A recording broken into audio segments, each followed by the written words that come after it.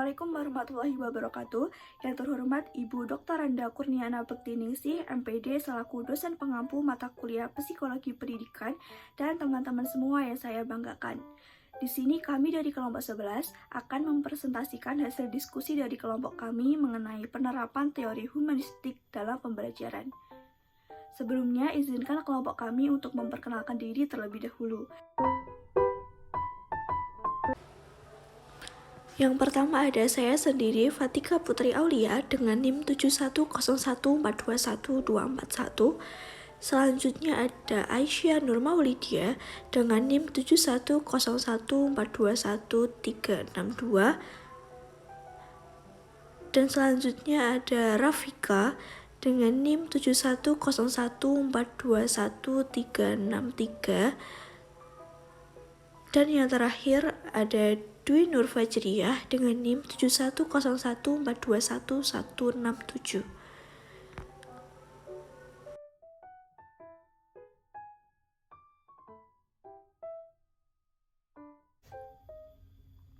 Pengertian teori humanistik. Menurut teori humanistik, proses belajar harus dimulai dan ditujukan untuk kepentingan memanusiakan manusia itu sendiri. Oleh sebab itu, proses belajar dengan teori humanistik lebih bersifat abstrak dan lebih mendekati ke bidang ilmu filsafat dan kepribadian juga psikoterapi daripada bidang psikologi belajar. Dalam teori ini lebih banyak membicarakan tentang konsep-konsep pendidikan untuk membentuk manusia yang dicita-citakan, juga proses belajar yang dalam bentuk paling ideal. Oleh karena itu, teori ini lebih tertarik kepada teori pengertian pembelajaran. Dalam penerapan kegiatan pembelajaran teori humanistik sering dikritik karena sukar diterapkan dalam konsep praktis. Teori ini dianggap lebih dekat dengan teori filsafat, kepribadian, dan psikoterapi daripada bidang pendidikan, sehingga sukar untuk menerjemahkan ke langkah-langkah yang lebih praktis dan konkret. Semua komponen pendidikan termasuk tujuan pendidikan diarahkan pada terbentuknya manusia yang ideal maupun yang dicita-citakan, yaitu manusia yang mampu mencapai aktualisasi diri. Untuk itu, sangat perlu diperhatikan bagaimana perkembangan peserta didik dalam mengaktualisasi dirinya dan pemahaman-pemahaman terhadap dirinya serta realisasi diri. Dengan demikian, teori humanistik mampu menjelaskan bagaimana tujuan yang ideal tersebut dapat dicapai. Teori humanistik akan sangat membantu para pendidik dalam memahami arah belajar pada dimensi yang luas, sehingga upaya pembelajaran apapun dan pada konteks manapun akan selalu diarahkan dan dilakukan untuk mencapai tujuannya. Menurut teori humanistik, agar belajar lebih bermakna bagi siswa, yaitu diperlukan inisiatif dan keterlibatan penuh pada diri sendiri, maka siswa akan mengalami belajar eksperiensial. Dalam teori ini cenderung mengarahkan siswa untuk berpikir induktif dan mementingkan pengalaman, serta melibatkan siswa secara aktif dalam proses pembelajaran.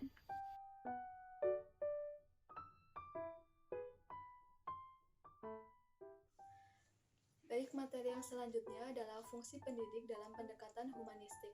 Peranan pendidik dalam pendekatan humanistik adalah sebagai fasilitator belajar.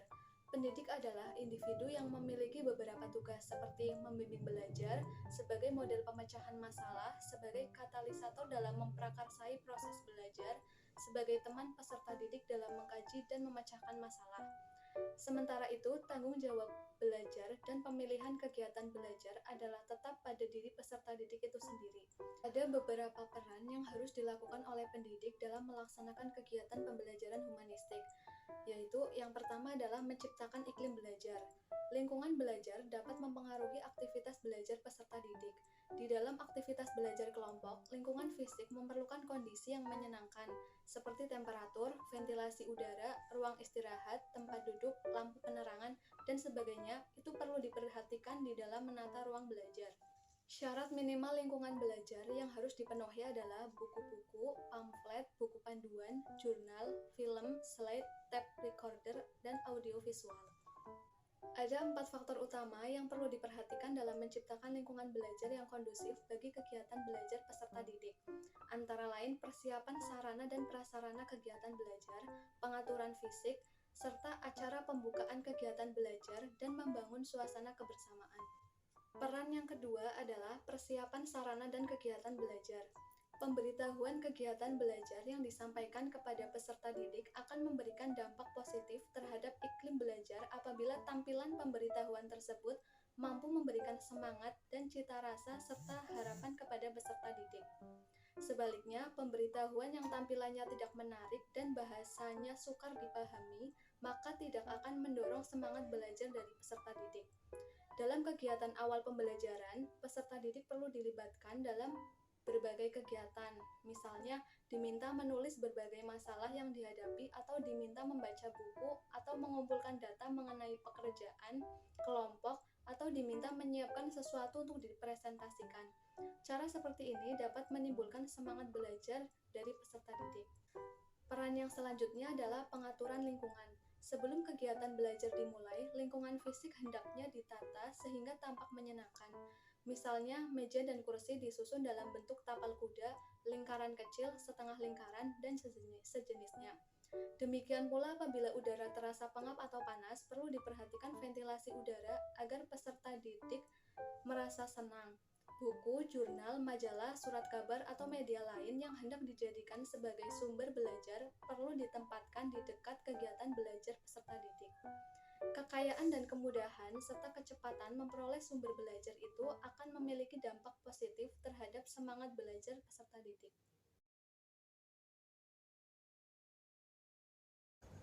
Selanjutnya yaitu pembukaan pembelajaran.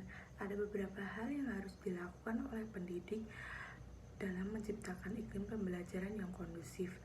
Apapun bentuk orientasi yang dilakukan, pada intinya pendidik dapat menekankan peserta didik dalam proses pendidikan yang diarahkan oleh mereka sendiri. Yang kelima yaitu membangun suasana kebersamaan. Pendidik harus mampu memfasilitasi peserta didik untuk membangun kebersamaan dengan prakasa diri. Hal ini bertujuan untuk menanamkan kesadaran tentang betapa pentingnya kepemimpinan, memperhatikan kebutuhan individu, kerjasama, saling menghormati, dan saling menghargai. Yang keenam yaitu memenuhi kebutuhan belajar. Kebutuhan itu merupakan kesenjangan antara tingkat kompetensi yang sekarang dengan tingkat kompetensi yang lebih tinggi yang mana diperlukan bagi kinerja yang efektif seperti diterapkan dalam dirinya sendiri. Kebutuhan dapat mencerminkan kondisi yang tidak seimbang atau kesenjangan antara situasi yang ada dengan keadaan yang seharusnya atau perubahan seperangkat kondisi yang diasumsikan menjadi yang diinginkan. Dalam konteks pendidikan, kebutuhan bersifat nyata yang diungkapkan dalam bentuk pengetahuan, sikap, dan keterampilan. Kebutuhan pendidikan adalah segala sesuatu yang harus dipelajari oleh peserta didik untuk kebaikan dirinya sendiri atau untuk kebaikan masyarakat. Dan untuk memenuhi kebutuhan peserta didik, diperlukan adanya fasilitator pada saat proses pembelajaran berlangsung.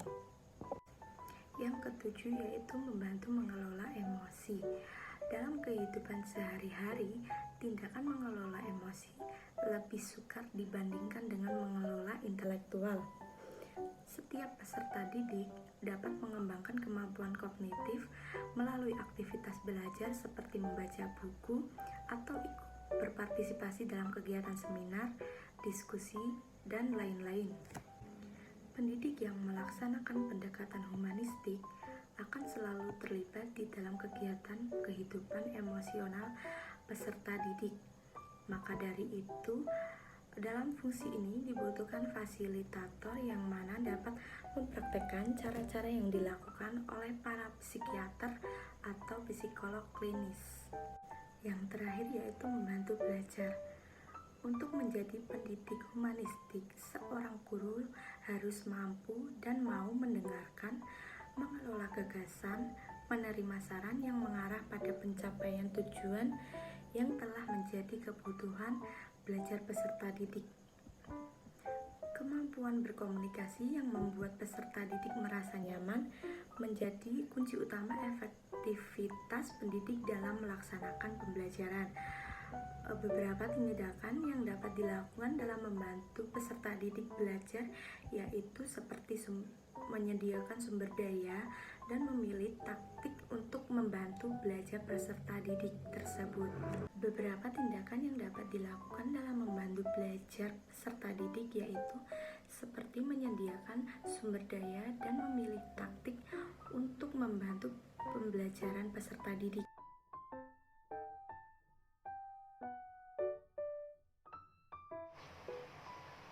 Baik, di sini saya akan menjelaskan tentang bentuk pembelajaran.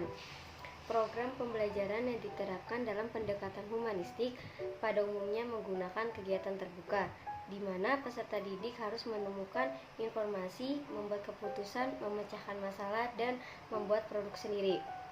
Pendidikan humanistik cenderung lebih menyukai penggunaan metode pembelajaran field trip atau kewisatawan di luar sekolah, karena peserta didik akan mampu mengeksplorasi fenomena yang terjadi di dunia nyata.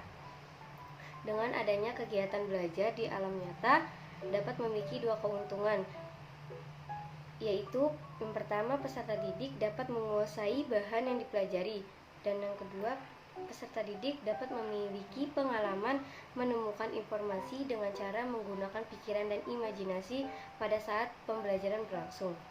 Dalam teori humanistik, peserta didik tidak mempunyai tempat duduk yang tetap, karena peserta didik dapat melakukan kegiatan belajar dengan berbagai cara, seperti belajar mandiri atau belajar berkelompok. Kelas terbuka dalam pendidikan humanistik memiliki beberapa karakteristik, yaitu yang pertama, peserta didik memiliki kebebasan memilih kegiatan belajar. Yang kedua, fleksibilitas penggunaan ruang belajar. Yang ketiga, kelas memiliki berbagai macam bahan ajar. Yang keempat, menggunakan kurikulum terbaru. Yang kelima, menekankan pembelajaran individual atau kelompok. Yang keenam, pendidik bertindak sebagai fasilitator belajar. Yang keenam, peserta didik memiliki tanggung jawab belajar sendiri. Yang ketujuh, pendidik dan peserta didik harus saling menghormati satu sama lain. Yang kesembilan, menerapkan evaluasi diagnostis untuk memperbaiki belajar peserta didik. Yang terakhir, kelompok peserta didik terdiri atas beberapa anggota yang beragam usia. Sekian dari video ini kami buat. Terima kasih. Assalamualaikum warahmatullahi wabarakatuh.